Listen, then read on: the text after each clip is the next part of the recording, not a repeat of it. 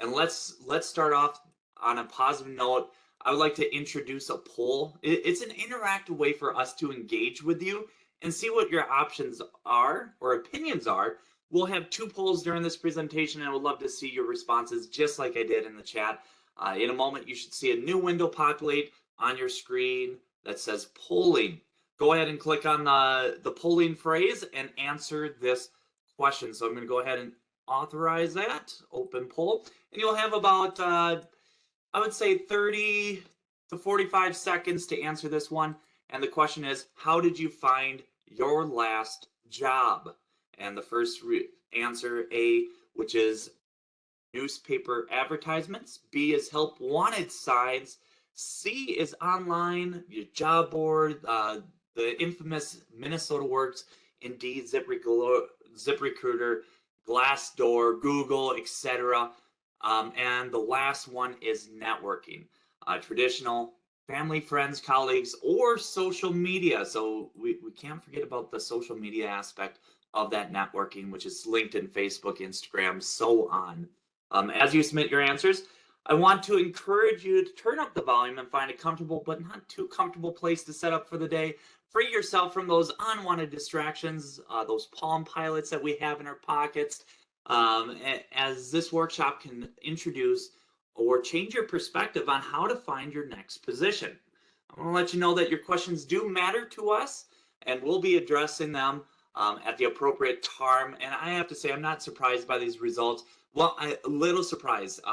As you may see on your screen, newspaper and help wanted sign is obsolete. No one's using that form to find their next work.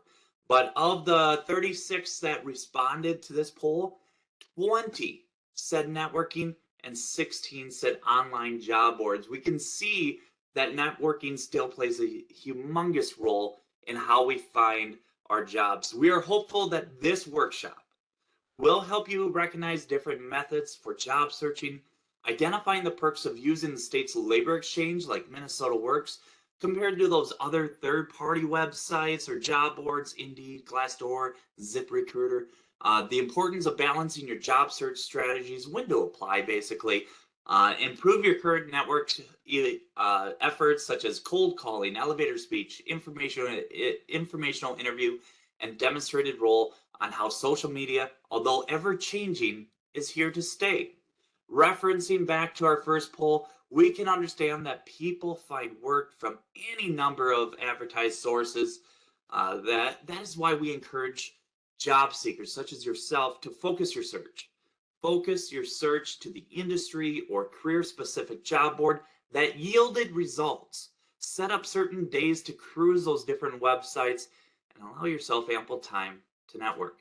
A common problem we've encountered with many job seekers are they tend to have that tunnel vision when it comes to looking for work. They narrow their search criteria to a word or phrase that may be outdated, or they search by occupation that is declining.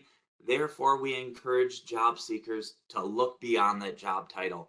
Don't go off of what your assumptions are on what the employer posted. Click on it, read about it, and maybe you'll find a job that is similar in capacity that you've had. In the chat, I'm going to go ahead and throw a useful tool to find similar occupations that you may have came across in your career search.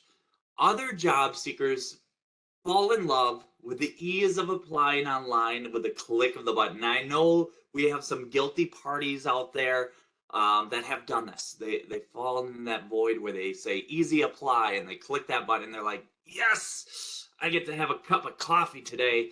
I've already applied for one job. If there's one thing you take away from this session, avoid mass applying. Avoid applying through those third-party websites. Do your due diligence and jump onto the company website if it's available. Sometimes the company website will direct you back to Indeed or let's say Glassdoor, ZipRecruiter. That's okay to apply for there, but make sure you tailor your resume to fit the job posting, because it does cost monies for the employer to actually look at your application if it's through like Indeed or those third-party websites. Instead, what we want you to do, what we encourage you to do, is prioritize what you find. First, apply for those positions you know you're a great fit for. Not that with that silly quick apply feature, but with a tailored resume that tells the appropriate story on how you are the right person for the position. If you're skimming through the job boards and you find your dream job, verify that it's a true dream job. And I know that some of us have had this. It is frustrating when you come across a job that is closed. So always verify that it's a true job. Don't use the links within that job posting, but always use caution on the internet and do your due diligence. Research, research, research. If there is no caution flags that you throw regarding the position that's listed, respond appropriately or immediately with a tailored resume and cover letter if you choose to through the company's correct employment portal. Unfortunately, closing dates are not written in stone and some dates are assigned, but many private sector jobs will close after the at close an opportunity after X amount of applicants or they find an ideal hire. To make myself stand out from the crowd, I like to pick up the phone. I know that old little thing, the thing that used to look like this, and now people probably sign like this. Pick up that phone, and I like to call the hiring authority and speak to them regarding the position. I ask for a complete job description, and a lot of people are like, "What? You can do that?" Yes, and it's a common practice. So if you haven't done that and you just look at that job posting that has 5 tasks that you could do, and you're like, I can do all those 5 tasks, there's probably a more extensive job posting out there. Just call and ask for it. They're going to show you what other responsibilities you may have on that job. What is the expected closing dates is another question I like to ask. And who can I tailor a cover letter to? If there is no luxury of connecting with that employer before applying, follow up with a phone call post submittal, typically 2 to 3 weeks, to make sure that that the process is still moving, that you're still in consideration. Currently, MinnesotaWorks.net is our state's largest labor exchange. More or less, it's an online job board. What separates this website from more familiar online job boards, such as that ZipRecruiter, Career Builder, Indeed, or LinkedIn, is that Minnesota Works is 100% free to all end users. That means the employers can use it as well as the job seekers, and no one's paying for it. So it's absolutely free. You see, most of the online job boards, anyone with a credit card can pay or to post a job. Only on Minnesota Works, employers who are looking to hire within Minnesota will be considered. In fact, all employers are heavily vetted prior to the accessing Minnesota Works, which has been known to minimize those riff-raff scammers. As a job seeker, this should be exciting for us. As our virtual caution flag that we had at the ready whenever we see all these job postings can be tucked back into our back pocket as we cruise Minnesota Works looking for the next opportunity. Currently, there are well over 90,000 jobs across the state of Minnesota and neighboring cities, and less than 13,000 viewable resumes, which is exciting if you have a resume on there because you have a, an opportunity for an employer to network with you. And I remember a person, how do you make the right connections? Minnesota Works could be one of those resources because you can have up to 5 different resumes on the site. Even better, these resumes do not need to be in that chronological format, which is organized by your most recent job being listed first. Instead, you can build a resume that focuses on a past skill or trade that you want to return to, or something that you really enjoyed or want to do. Maybe it's a passion that you pursued in college or through networking, whatever it may be. You can have a resume based on that criteria that highlights those skill sets that you've learned that are relevant to that career. Listing the employment dates in a month tally versus a start and end date. So that's a trick. How many months were you there? And I love that option because it allows those individuals that have gaps of employment or want to go back to something that they absolutely loved. As you advance your job search, we understand that applications can be a barrier between you and the job you're aiming to get. A strategy I have found helpful to an open helpful on an open vacancy is to put more effort applying than the average applicant. If the position is open, call to verify that the position is still open. Nothing, as I said earlier, nothing is more frustrating than creating a resume, and I'm sure we have done that here. Creating a resume for a dream job that you saw posted on that third-party website, such as Indeed, that closed weeks ago. Ask to speak to a hiring manager who will be reviewing the resume. Get their position title and correct spelling of the name. This will help you if you decide to draft that cover letter. And if possible, as mentioned before, ask for the job description breakdown to be emailed to your email. Even though many of us have found success in the past by looking for jobs online, moving forward in that first poll that we had, where'd you find your last job, is proving factual. Moving forward, 75% of the jobs you find will be through people you know. Someone will say, hey, I came across this job. You might be interested in that. That is using your network. That's the power of networking. So make sure that you do that. You jump out there and you start letting people know that you're interested and building your network, because that is a creative job search theory, is networking. We encourage you to balance your online time with other job searching activities, such as attending conferences, networking events, volunteering, and participating in group outings. Heck, go morel hunting with a friend, or go fishing and ask about their jobs, ask about their employment, and that can be considered a networking strategy for employment even.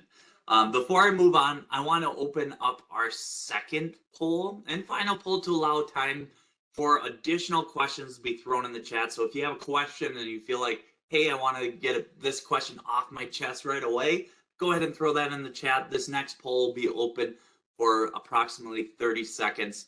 And the poll is, how many people does the average American know? Is it 10? Does the average American know 50, 150, 300, or possibly more than 600? So I'd love to see your chats on that or thoughts on that.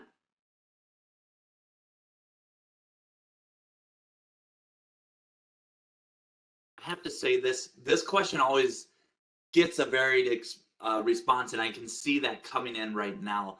And in the last year, I have yet to see an agreed upon response, and the results just came in. So as you submitted your final thoughts, you always should ask yourself, how many acquaintances do you have, and are you average? So looking at the results, the low end, we have 10. So one person said 10. 2 people said 600, 8 people said 150 approximately, and the majority of us hit with 300. So mid hundreds to 200 is the consensus on that. Before we share the answer that we see, I want to explain to you who's in your network. Your network is a lot bigger than you think. Try reaching out to past friends, families, coworkers, neighbors, and others who are genuinely interested in your well-being. Those are the ones who will also be interested in your success. But with the labor shortage that we're seeing today, that we're experiencing, employers are offering bonuses to their employees for referrals. So that could be your neighbor across the street or down kitty corner from your house. That could be your neighbor getting a $1,000 bonus for referring you. Start spreading the word with others that you are open to new opportunities. You're starting a new journey with your traditional network and on your social media network. Let others know that you're currently transitioning from one job to another and open to vacancies, whatever you want to put on your Instagram feed, your Snapchat, whatever you're using in your job search, and that you are exploring new opportunities. It is humbling to see how others will go out of their way to help you jumpstart your career by leveraging their own personal individual network. Considering all those additional factors of family, friends, neighbors, acquaintances, past coworkers, and their individual networks, it's easy to speculate The answer to our polls is well into the hundreds, possibly 300 to 600. This doesn't mean each connection is invested in your future, but it does shed light on the power of networking and how the right connections can make the difference in job placement. Here's a rhetorical question. Does your entire personal network know you are open for opportunities? Have you gone to any of your civic organizations, member that you're a member of, and let the leader know, hey, I'm open for new opportunities. I'm having a hard time, or do you know of anything that's out there? But first, before you bring that hard question of a favor asking, have a light conversation. Let them know that you really appreciate everything that they've done and just ask a little feedback. Maybe plant that seed. Excuse me. So I have to say, when you do start that seed, it's gardening season. You are exploring new opportunities. It is humbling to see that effort, and I love that. So today, with the use of social media networking, I would theorize that this 6 degrees of separation that we see 4 degrees on right now, it would take less than 5 degrees just using social media to connect with any one person on this earth. That means you can connect with someone in Saudi Arabia, Baghdad, wherever you want to connect with. And to be impactful in your applications, go beyond simply applying. Find out who works there. So open up LinkedIn, Google that company, find out who's worked there, who's posting, who's actively posting on that, and connect the dots back to you and how you might know who works there, or you might have an introduction potentially through another colleague. Robust job searching is about connection and not perfection. There is no perfect job search strategy that will work for everyone except for networking. Whether you're job searching online or looking through Help Wanted pages, there is one strategy that separates itself from the rest, and that's called informational interviewing. I love informational interviewing. It is the key to a lot of success in job seekers' futures. We'll share what that is in the next few slides, but first, let's talk about the steps to get to that informational interview. And the first step is becoming organized. Find an employer you want to speak to and prepare some honest questions regarding their company or available positions. Write those questions down and maybe even create a script or something that is tangible with talking points. I'd rather be overprepared than underprepared and overwhelmed. Step 2. Before the call, you need to practice out loud, whether that's with a friend, a family member, a pet, or a mirror.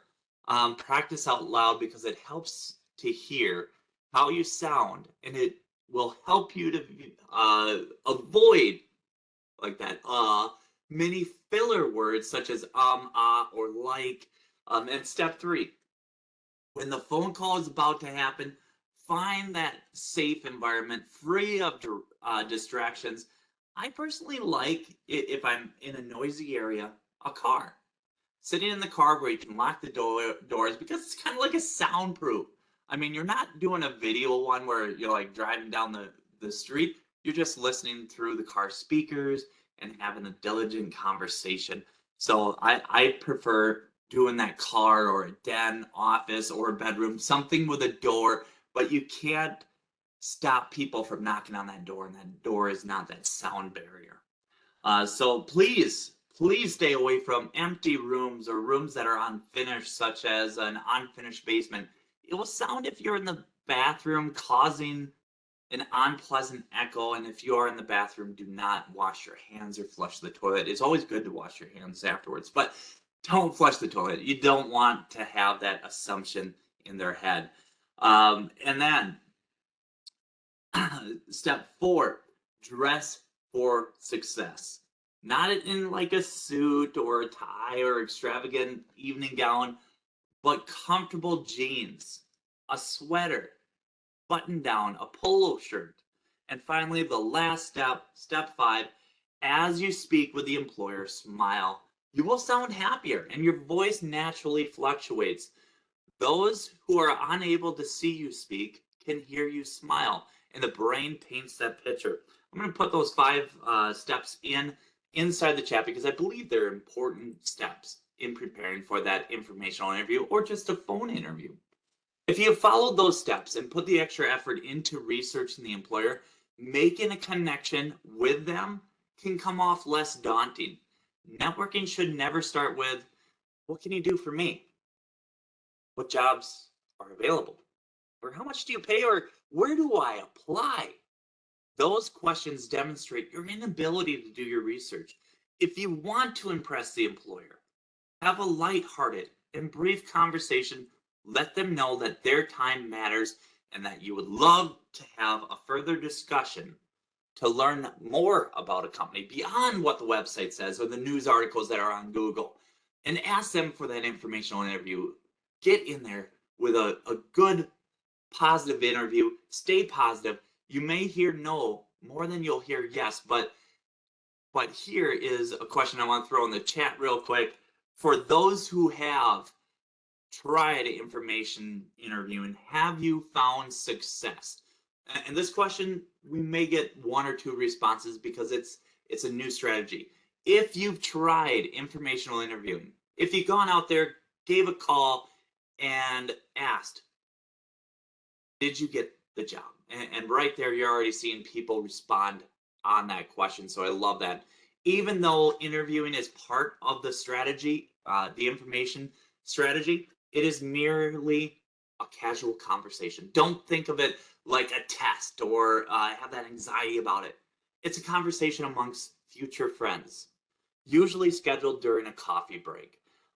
Success is found by those who are prepared for the meeting, dressed appropriately, prepared to direct the conversation, and have a shared interest in the company. As the conversation closes, ask to follow up with a physical thank you note, letter expressing, or an email expressing your excitement to learn more about their personal journey, and if possible, connect with them on LinkedIn. And I did see 3 of the attendees responded, yes, it was very successful. I love that. Thank you for that input. And I appreciate it. So moving on to social media, why a lot of people are here today, as I saw in the chats, from TikTok to resumes to Instagram portfolios, job seekers are devoted in finding innovative approaches to get noticed by employers.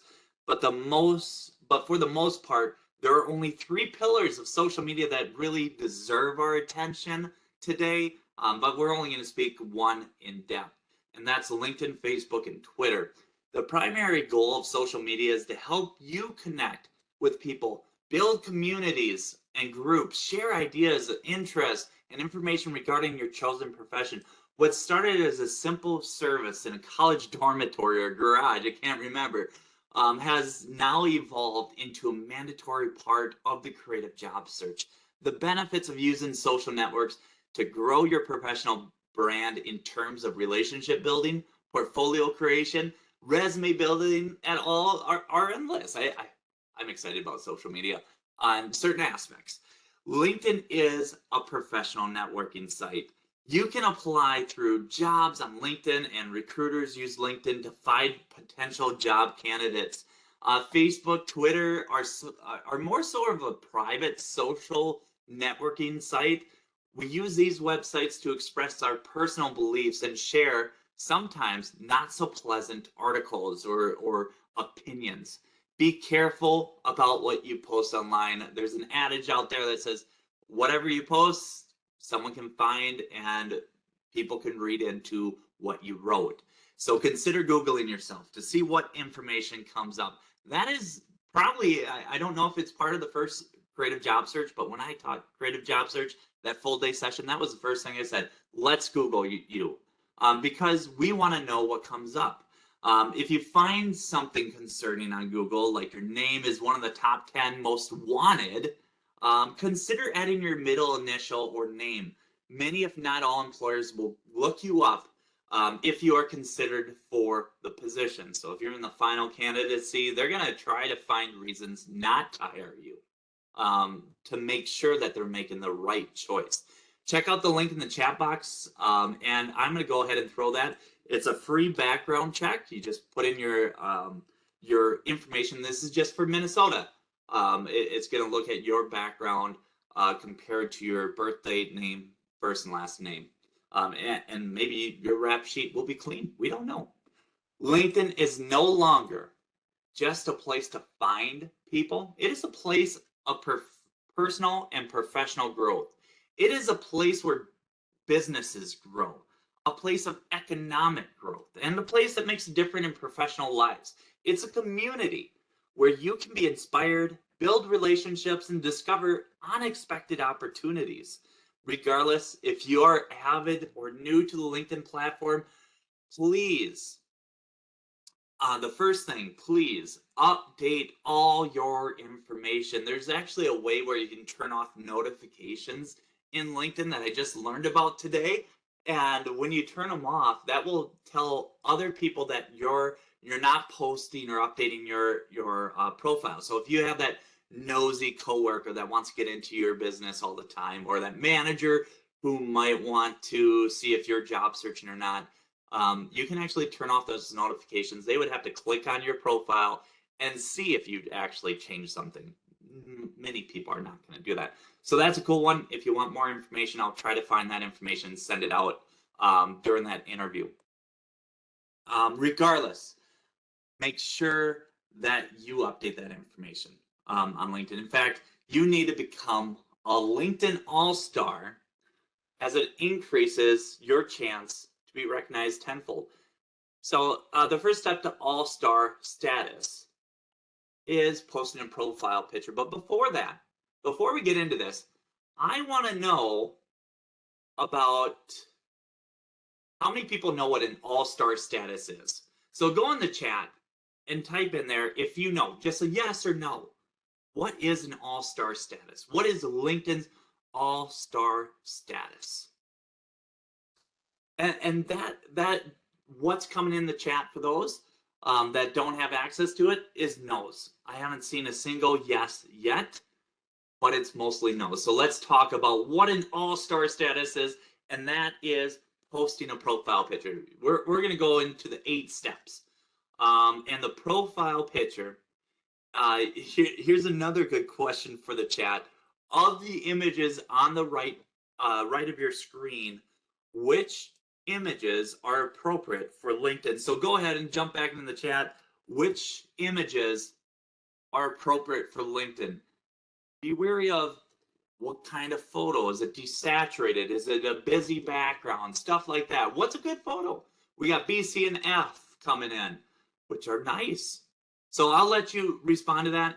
Here's some recent data as you're responding on LinkedIn. This is straight from the CEO. Only 51% of LinkedIn users have a fully completed profile. A fully completed profile makes you an all-star. So are you at the 51%? Or are you the 49%?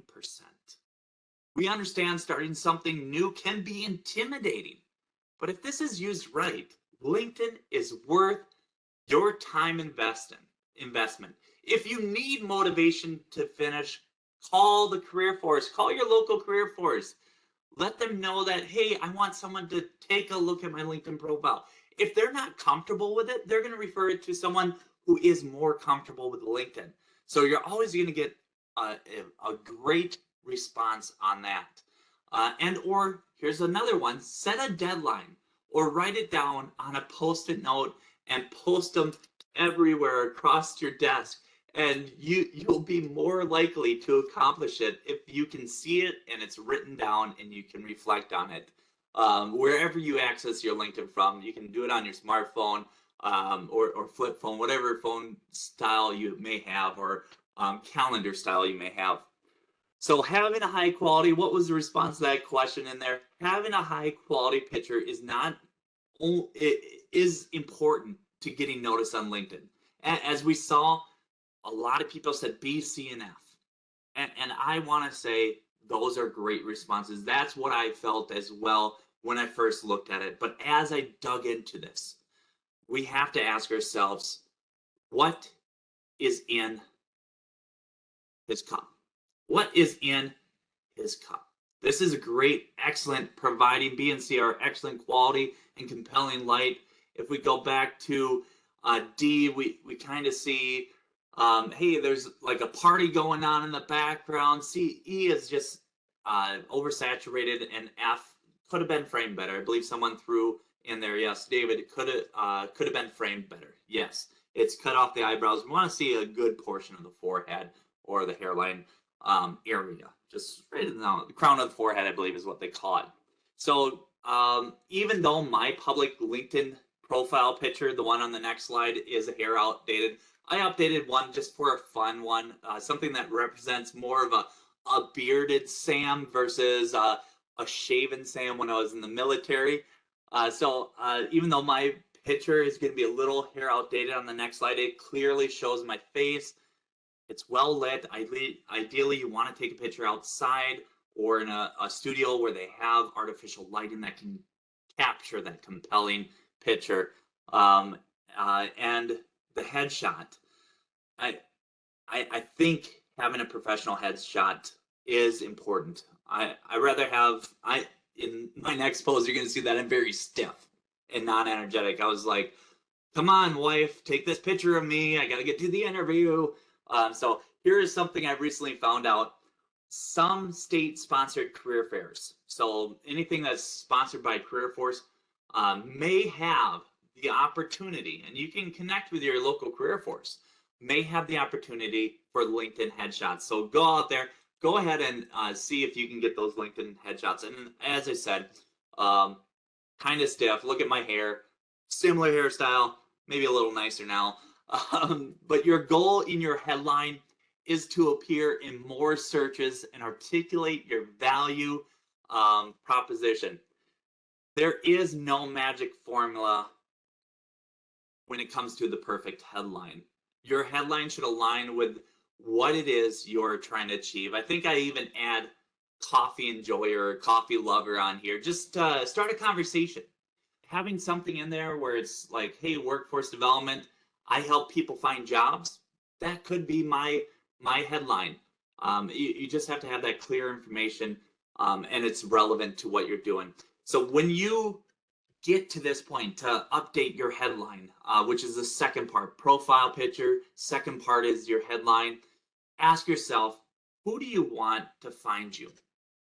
What are they searching for? And answer the question when writing your headline. This step is probably one of the easiest ways to get you to an all-star status. When editing your profile, make sure to enter your country, postal zip code, and your industry. These areas tell the recruiters where you reside and what industry you're in. A lot of recruiters will search for job candidates on LinkedIn using the industry and location settings. So if you leave this blank, there is a good chance you'll be left out of that search results. For the experience section, you'll need to include your most current position plus 2 prior positions, or go back 10 years, 15, depending on the job title that you're aiming to get. You don't want to have this as your master resume. Basically, you want to just have it a snapshot. Here's what I can bring. Here's my relevant skills, because 10 plus years ago, everything's changed. We went through a pandemic. We went through new artificial intelligence that is coming around. New to us, I should say. And according to Forbes, LinkedIn members with current positions are discovered 16 times more in recruiter searches. And their profile views, I believe, are increased by 29 times. That's huge. The experience points here, just like on your resume, should be achievement-based, a snapshot, basically, targeted towards the desired job or field. And there are strategies on really capturing the key words in this. And if you want more information, we can't get into it today because there's not enough time. As you can see, we're about 20 minutes left. But there is a way that you can go out there. You can take like 10 job descriptions from the jobs that you want to apply for. You can go to a word count calculator where it kind of throws this collage together, and it will tell you what the buzzwords are. What are the most popular buzzwords? And then you just pick and choose and throw that in there. So that's kind of a good one. Use your resume as inspiration, but make sure to revise any copy paste errors, as formatting might not look as nice on your profile. Art, do we have any questions coming in? Yeah, just in the interest of time, I've been dealing with the questions as they came into the chat privately. But this is a great question, and I really like to hear your answer on it. How much of your personality should be allowed to shine through in your profile? I think Uh, this is a very important distinction. that is a great question. I haven't had that question or the to be honest on that one, I haven't had even a thought on that one. But for me right now, I think it's more important today because people are hiring not a robot. They want to hire a person. They want person centric, someone who can work with other individuals. So allowing a little personality is great, but for your profile picture, if you have like 100 cats in the background, you might want to avoid that.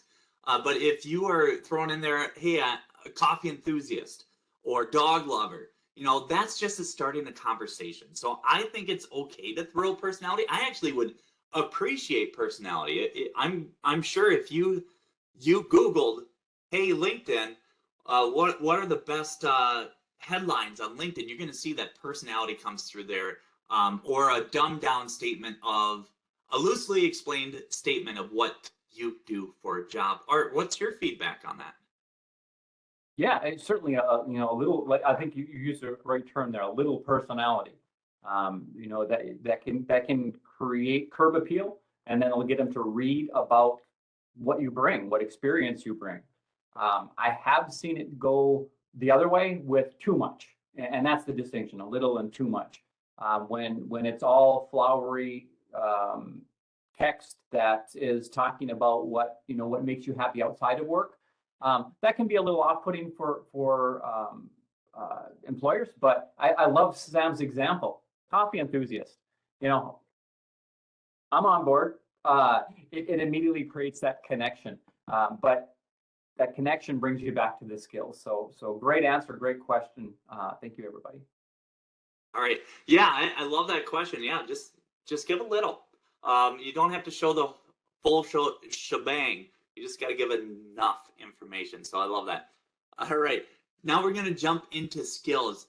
To achieve all-star status, you need to include at least 5 skills in your skill section. This is where I said that little graph would be really important to identify. And don't just copy and paste because, hey, those are the most common ones. You want to use the ones that are relevant to you. So if you went and you took like your letters of recommendations and you combine them all into that word count, it would create a graph that shows your best skills, what people keep on saying about you. Think about past employee reviews and what your employers have said to it, what your coworkers have said about you. Any positive feedback that you've received is great. LinkedIn reports that users with 5 skills or more are contacted up to 33 times more by recruiters.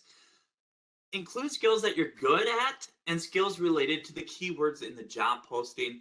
But if it's your number one skill, people are going to really navigate towards that and click and endorse your skill sets and ask for endorsements. That's okay to ask people for help.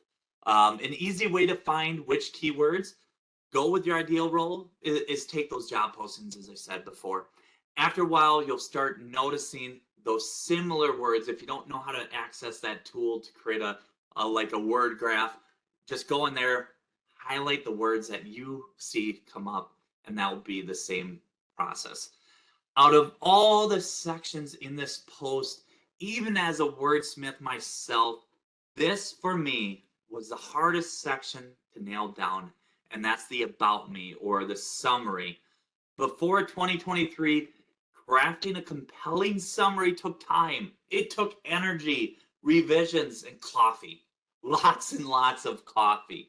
But with the cutting edge of artificial intelligence tools available to the end users, such as you and I, what took hours to craft only took a few moments.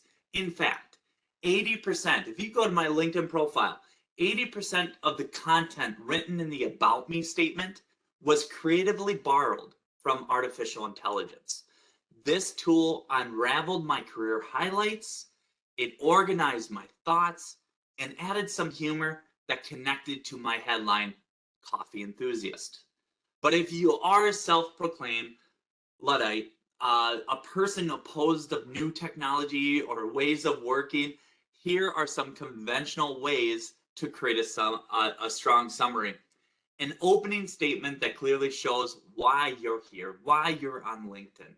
A summary of your work experience and your most impressive and relevant skills. Make sure to include relevant keywords here to increase your chance of appealing in recruiter searches. A few bullet points on your achievements rather than your duties. You can quantify your achievements with numbers and even start your bullets with an action verb to demonstrate your value or recognized by. Those are some powerful statements. A closing statement about what types of opportunities get you excited, get you out of bed, and what kind of roles you should be in touch for. Be sure to include your contact information in some format. The biggest benefit of adding this section, your education section, is to give you an opportunity to connect or be found by fellow alumni at the college, since you have a built-in connection. And it can be your high school as well. This section is also especially important if you have if you're a recent graduate or student. You can connect with your professors and so on. To reach all-star status, you need at least 50 connections. You can connect with others by sending them an invitation or by accepting their invitations. You can also jumpstart your connections by allowing LinkedIn to match you up with people from your email book. Another way to get started is simply by using the search feature to find companies you used to work for and connecting with your ex-coworkers or see where your coworkers went. Sometimes just clicking on their profile, and if they're active, they may click back and say, hey, how have you been? Let's connect. It's a good way just to start building your network. Establishing connections and interacting is a core part of LinkedIn, and the platform will reward you in search results if you have more connections. This is straight from a CEO interview from LinkedIn.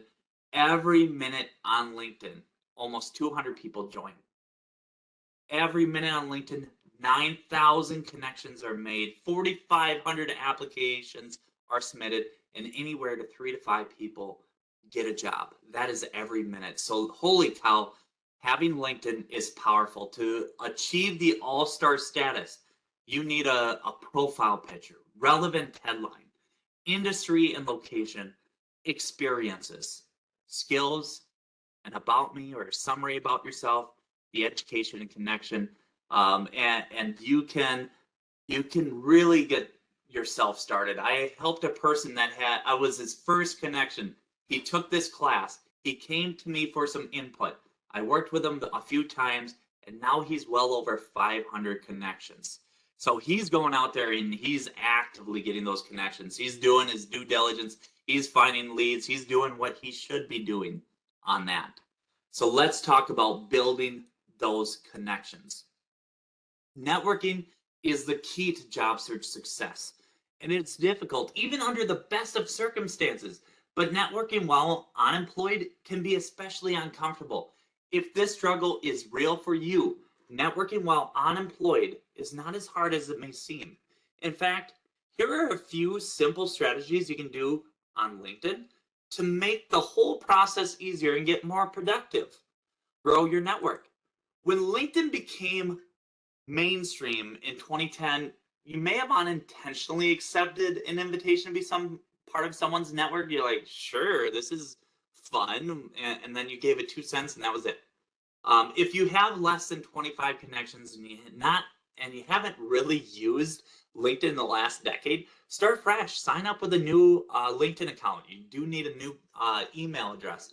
And let the site walk you through the basics of identifying information, creating that headline, work experience, education, and possibly explore your email connections. Artificial intelligence has been around for years. So they already do this. They do this with an applicant tracking system. That's artificial intelligence. They do this when you ask them to write stuff about you or predictive statements. You see that on applications. Did you do this? We looked at your job title. Did you do this? That's artificial intelligence. So it's been around. We're just having more access to it as an end user. In 30 minutes or less, you can have an online presence that backs up the content of your resume. If you have an established network, click on your connections and scroll through all of those second and third degree suggested connections. Add a personal note to those that you have shared interests with and a short statement on how you may know each other. Or say, hey, I'm looking forward to our upcoming informational interview. So those are some things that you can do. I just checked my account and I have well over 400 first degree connections and 326,000 second degree connections I could be introduced to. Holy crap. Endorsing and recommendations of those new connections that are established. View their profile and endorse them for the skills you have witnessed, or even write a recommendation. I like to go a little further out and write a recommendation. If you give a recommendation, you can ask for one in return. Add a personal note when submitting that recommendation for a connection. Before it is sent, that personal note's going to say, hey, I believe that you deserve this. This is an excellent representation of how I perceived your skill sets. If you feel the same way, I would love to have one written by you. No worries if you're unable to commit to that. Always allow them an option to opt out. Follow and connect. LinkedIn has over 830 million members with over 58 million registered companies. A strategy I employ is to follow the companies that I desire to work for. Click to see people, past and present. You can also do this on LinkedIn. You can search about the companies. It will show you all the activity of those who are posting. Really cool stuff out there. Click on those connections, see who's active. If they have the title HR, that's something that you can pursue and you have a connection possibly established. Drop by by clicking on them, and you drop by and do a little research. Share some of their articles, comment on their recent posts. That's really going to separate you from others. The more you engage with that company or job seekers, or not job seekers, but workers from that company, the more likely chance they're going to engage with you, and you're no longer a name on a resume or hey, I like this quote. Engage. Ask a lighthearted conversation. Speaking of posts, increase your LinkedIn traffic by sharing articles relevant to your profession. Try adding a hashtag or of the article before publishing. Another strategy is to engage with your connections with a name drop in the comments. Most importantly, invest your time into LinkedIn. As I said, you only get in what you put in. So you only get out what you put in.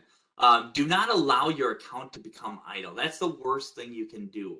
If you're growing and then you just plateau for a year or two, it's hard to really start getting going again.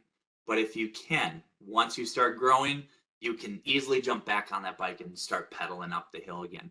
There are a ton of tools accessible to those who are willing to try to include videos, hashtags, and incorporating an interview prep tool. So we're going to talk about those with especially the video and interview prep tool. With video being that next Megatron, LinkedIn has added a more human way to connect, sharing by a way of content sharing by introducing stories along with other social media giants. This is allowing account holders to replace those essential water cooler moments with a short clip. And for those moments when a face-to-face meeting is the best way to get things done, they have also added a video call over Teams, Blue Jeans by Verizon, or Zoom directly through the message thread. A perfect way to have that informational interview coffee break.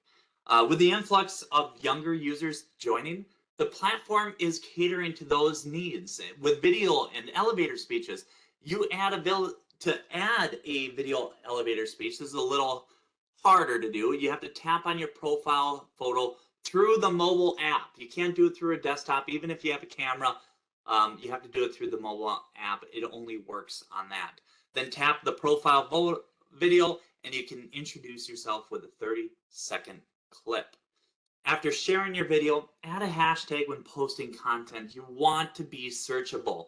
When creating content for any social media post that you want traction, we encourage adding a few hashtags. Don't go overboard by adding every hashtag under the sun. Just a few, a simple phrase or word. 3 at most is what I like to do. I like odd numbers, 3, 5. I don't like 2, 4. But that's my personal opinion. Hashtags are a useful tool for networking, finding job opportunities, and sharing your own job search to get noticed by employers who are using social media to recruit. How do hashtags work, and what's the best way to use them? If you use platforms like LinkedIn, Facebook, Twitter, Instagram, anything basically, you're probably familiar with a hashtag. It's just that pound sign that you can see on the screen. For the longest time, being out of work was a shameful, and job seekers were apprehensive about sharing something so personable. Today, it's a 180-degree turn around. Job seekers are transparent and honest in their posts. Your network wants to know you, support you, and hire you. Therefore, your network of connections, employers, and recruiters should know you are open for work. When this feature was launched in April of 2020, early results show members with the open to work photo frame are receiving 40% more emails from recruiters and 20% more messages from LinkedIn community, their community. Whether you choose to use this banner or not, it's not a deal breaker. We do encourage you using the next feature, as you'll be able to engage with the network even further. I'm really excited to share this last tool as we finish our time together. So if you have any burning questions, please get them in the chat, and remember to connect with your local career force, as we have a network of professionals that are ready to assist you with your job search questions. Navigating to this next session from your LinkedIn homepage is somewhat confusing, but they did make it a little easier. Regardless, I'm going to throw the link into the chat. And all you have to do is go up to that briefcase, which is the job board up on the top right here. Oops, go back. Right here. Once you click on the job board, you're able to jump in there and click on interview prep. What they cover are the 26 common questions. They unravel the questions employers ask and why they ask them. So it gives you an inside information of why they're asking you this information and what information you should provide. Categories. If you feel the common questions, those 26 common questions are not the normal ones you may encounter in your profession, you can also select from categories and narrow your search to an additional 14 industry occupation specific questions, accounting or engineering. You can gather feedback with your first degree connections. Once you've reviewed the questions and committed a response, if you videoed or if you just captured your voice or you typed it, those are all the options you can get from the individuals that you want to share this to. Artificial intelligence will even jump in there and provide you feedback on your filler words. So that's kind of a cool thing too. And I just have to say, using automation tools in the hiring process is nothing new. It's nothing that we should be intimidated by. And there's a good chance that your applications and jobs have been screened by a machine looking for relevant keywords or seeking ranked candidates. Lincoln's own systems use AI, and they're embarking on how it can help you as a job seeker write that job description for your experience. So I do encourage you to reach out to us, and we do have a few moments for any questions. And if you want, I mean, there's a ton of information that we could go into, but as you see, we are short on time. I'm gonna go ahead and throw this YouTube channel in here. It's how to use our virtual and interactive site that walks you through the process and getting some best practices. So Art, are there any final questions? I think I handled most of them through the chat. Yeah, I just want to give a thumbs up to that interview prep. It's an awesome tool. Don't worry about it. If you mess it up, you're the only one who sees it. So use it over and over again. I have to say it's one of the best things that has come out for preparing applicants in the last few years. Engage with it. I guarantee you will have better tools to enter your next interview with. Thanks everyone for your time. I am going to hit stop here in just a minute. I'll busily work on editing that recording and I'll get it into your follow-up material, hopefully by the end of the day today, but if not, early tomorrow. So thanks everybody. Thank you. And thank you for joining us. Remember, tomorrow from 1 to 2:30, we'll be hosting an interview workshop. You can find that workshop and many more from the Career Force website. Have a great mushroom hunting adventure if that's what you're going to be doing in the near future. Have a great one.